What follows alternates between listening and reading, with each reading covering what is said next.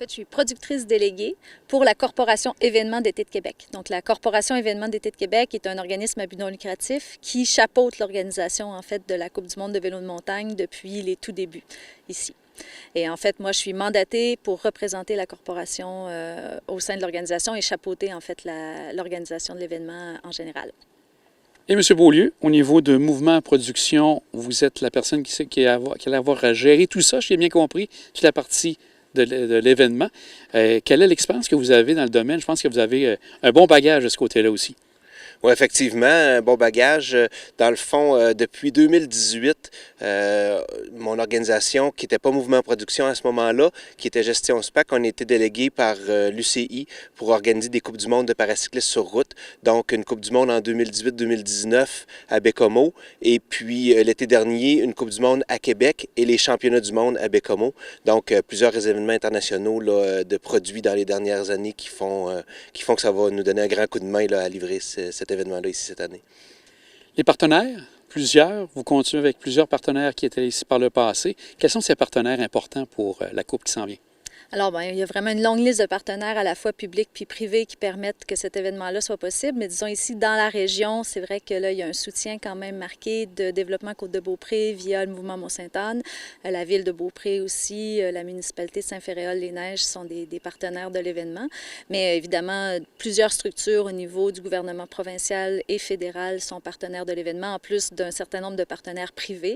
Je peux déjà nommer, par exemple, Desjardins, qui est un partenaire très important et qui a déjà confirmé sa participation à la prochaine édition. Et bien sûr, les gens du Mont-Sainte-Anne. Et évidemment, bien sûr, l'événement ne serait pas possible sans la station Mont-Sainte-Anne qui permet de rendre l'événement possible, le Delta Hotel Marriott qui est notre partenaire au niveau de l'hébergement.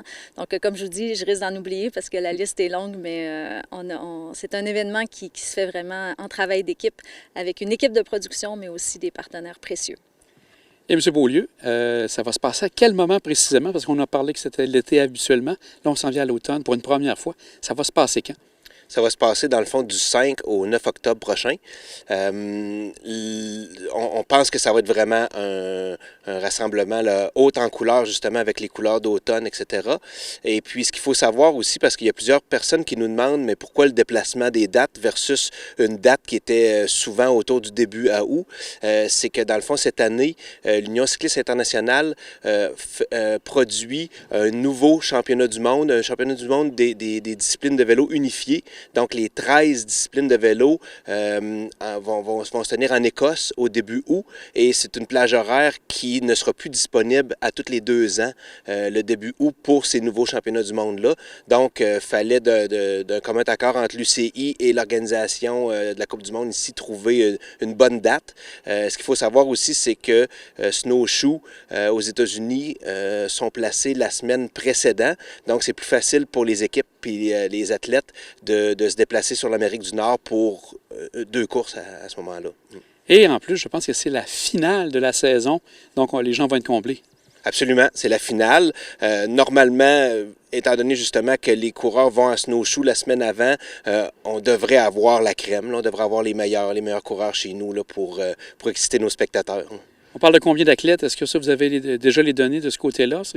On peut parler de centaines d'athlètes qui sont présents ici cette fin de semaine?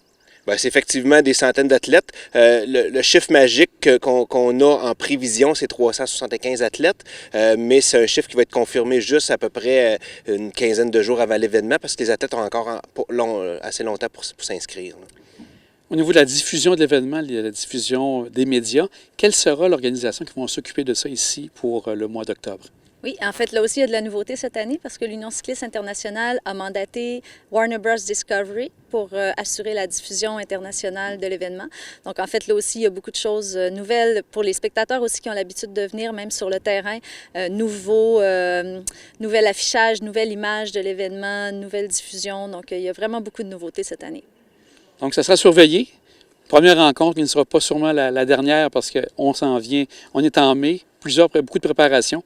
On va souhaiter bonne chance pour tout ce qui s'en vient et on sera présents, nous aussi, pour voir les compétiteurs en octobre. Un grand merci à vous deux. Merci. Merci beaucoup.